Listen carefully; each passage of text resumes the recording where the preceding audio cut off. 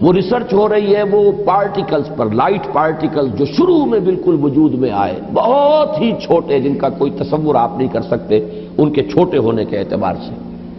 معلوم ہوا کہ وہ 3 قسم کے بیسک پارٹیکلز ہیں، انہی سے پھر یہ کائنات بنی ہے۔ یہ ساری ریسرچ ہو رہی ہے۔ اسی طرح نوبل پرائز جب ملا تھا عبدالسلام کو، یہ جو سائنسدان ہے قادیانی، اور انہیں نصف حصہ ملا تھا ایک اور دوسرے شخص کے ساتھ نوبل پرائز میں، تو وہ بھی آپ کو یاد ہوگا، اخبارات میں پڑھا ہوگا کہ وہ بھی ریسرچ تھی اس بات پر کہ اس کائنات کے اندر بیسک فورسز کون کون سی ہیں۔ ایک فورس آف گریویٹی ہے، ایک میگنیٹک فورس ہے، ایک الیکٹرانک فورس ہے، وغیرہ وغیرہ۔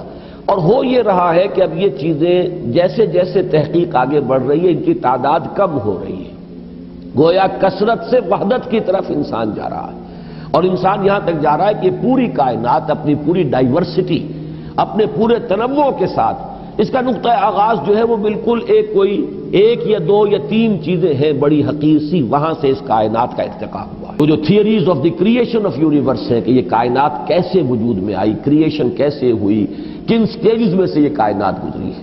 قرآن کہتا ہے کہ ایک لفظ کن ہے جس سے کہ اس کائنات کی تخلیق ہوئی۔ اللہ تعالیٰ کے اس ایک حرف کن نے سب سے پہلی شکل جو اختیار کی ہے وہ وہی پارٹیکلز ہیں نور کے، سب سے چھوٹے چھوٹے پارٹیکلز۔ یہ خنک نور کا دور ہے جس میں کہ حرارت نہیں تھی، گرمی نہیں تھی، ٹھنڈی روشنی، ایک بسیط نور تھا کہ جو اس حرف کن کے ذریعے سے وجود میں آیا۔ یہ جو دور ہے خنک نور کا، ذہن میں رکھیے، اس میں ابھی حرارت نہیں ہے، اس میں گرمی نہیں ہے، جو بھی ہے اندر پوشیدہ ہے اس کے، وہ بعد کا مرحلہ آئے گا جب میں عرض کروں گا۔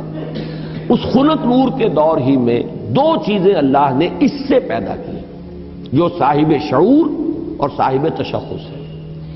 ایک ارواح انسانیہ، وہ بھی نورانی ہے، اس نور سے بنی۔ دوسرے ملائکہ، وہ بھی نورانی ہے اور اس نور سے بنے۔ سب سے پہلے اللہ نے حضور صلی اللہ علیہ وسلم کی روح کو پیدا کیا، کیونکہ ابتدائی مرحلہ یہی ہے۔ یہ خنک نور کا دور ہے، جبکہ ابھی نہ کوئی ناری کرے تھے، نہ کہیں کسی طرح کی خاک وغیرہ کا کوئی مسئلہ تھا۔ اس کائنات میں اللہ تعالیٰ کے حرف کن نے ایک خنک روشنی کی شکل اختیار کی تھی، اس سے پیدا کی گئی ارواح انسانیہ، انہی میں ایک روح محمدی ہے صلی اللہ علیہ وسلم۔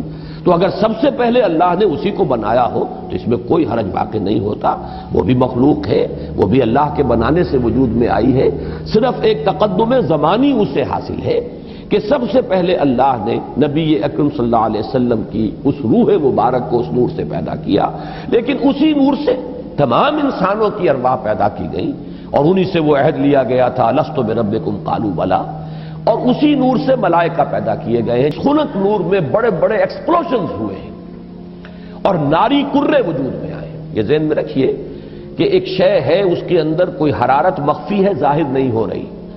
ایٹمز ہیں، ایٹمز کے اندر بہت بڑی انرجی ہے، ظاہر نہیں ہو رہی۔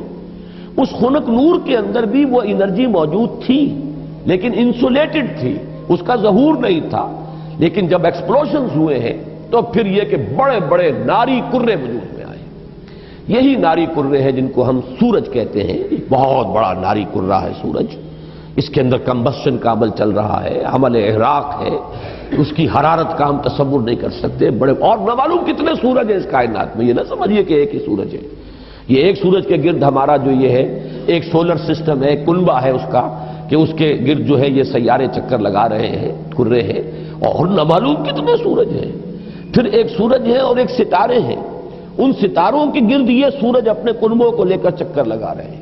بہرحال ہم یہاں پر جو ہے اصولاً جو بات سمجھنا چاہ رہے ہیں اس وقت وہ یہ ہے کہ یہ سیکنڈ سٹیج ہے، تنزل ہے یہ، کہ اب اس خنک نور میں جب ایکسپلوژنز ہوئے ہیں تو وہاں سے بڑے بڑے ناری کرے وجود میں آئے۔ یہ ایکسپلوژن کا لفظ میں جان بوجھ کر بول رہا ہوں، اس لیے کہ جدید سائنس میں، جدید فزکس میں ایک لفظ استعمال ہوتا ہے دی بگ بینگ تھیوری، اس کا نام ہی ہے دی بگ بینگ تھیوری، کہ ایسا معلوم ہوتا ہے کہ ایک وقت میں کوئی بہت بڑا دھماکہ ہوا جس سے کائنات وجود میں آئی۔ اب یہ دھماکہ جو ہے بگ بینگ تھیوری جو ہے، یا تو یہ ہے کہ اس کو تعبیر کیا جائے گا اس حرف کن سے، کن، وہ کن کیسا ہوگا جس نے اس پوری کائنات کو وجود بخشا ہے اس کا ہم تصور نہیں کر سکتے۔ یہ ہم کہہ رہے ہیں کن، لیکن اللہ کا وہ کلام جب صادر ہوا ہو اور حکم ربی امر کن جو ہے اس کی کیا کیفیت ہوگی، تو یا تو بگ بینگ جو ہے یا تو اس سے تعبیر کیا جائے، اور یا یہ کہ جو یہ ایکسپلوژنز ہوئے ہیں اس خنک نور نے جو ناری کروں کی شکل اختیار کی ہے، تو یہ بگ بینگ ہے، یہ دھماکہ ہے۔ یہ دور ہے کہ جس میں اس آگ سے اللہ نے تیسری مخلوق پیدا کی۔ میں نے اب پہلے دو کر دیے نا، نور سے دو مخلوق، انسانی ارواح اور ملائکہ۔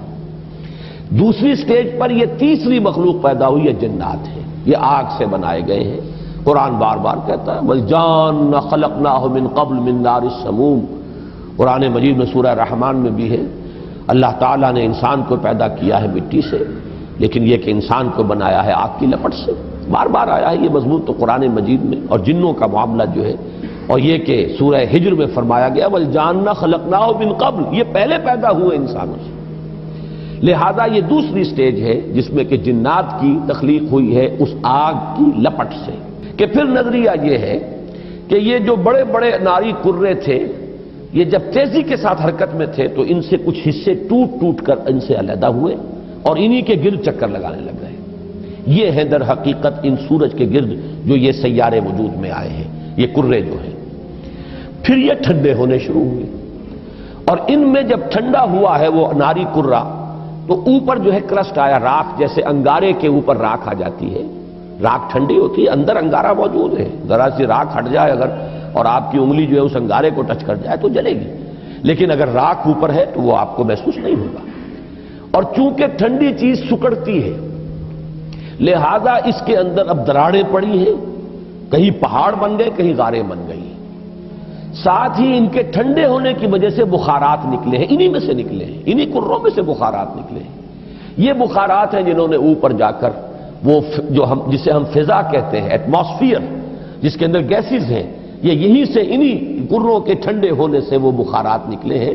جیسے کہ آپ جب اگر پانی ڈالتے ہیں آگ کے اوپر تو وہ ایک بھاپ بن کے اڑتی ہے، تو خیر یہ تو پانی آپ نے ڈالا ہے، لیکن یہ کہ فضائی وہ جو کرے تھے آگ کے وہ خود ٹھنڈے ہوئے ہیں تو ان میں سے بخارات نکلے ہیں، ان میں سے جو گیسز خارج ہوئی ہیں انہوں نے ایٹماسفیئر بنایا ہے۔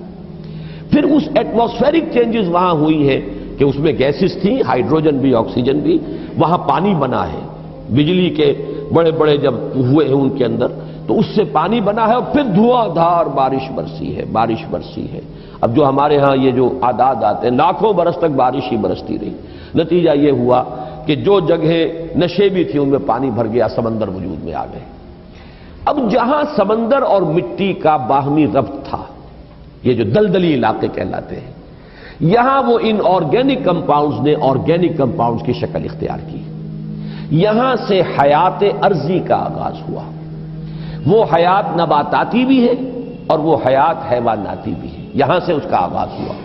گویا کہ کل حیوانات اور کل نباتات جو کرۂ ارضی پر موجود ہیں وہ سب کے سب در حقیقت اسی کرسٹ آف دی ارتھ سے وجود میں آئے ہیں۔ پانی اور اس مٹی کا امتزاج اور دلدل کی شکل اس کا بن جانا، اور وہاں سے ان آرگینک کی بجائے آرگینک کمپاؤنڈز کا وجود میں آنا، اور اس سے حیات کا آغاز، خواہ وہ نباتاتی حیات ہو اور خواہ وہ حیواناتی حیات ہو۔ اس حیات کا ارتقاء ہے کہ جو پھر انسان تک پہنچا ہے، وہ اس حیات، سمجھیے کہ حیات ارضی، چاہے نباتاتی ہو اور چاہے حیواناتی ہو، اس کی چوٹی کی جو شخصیت ہے وہ انسان ہے۔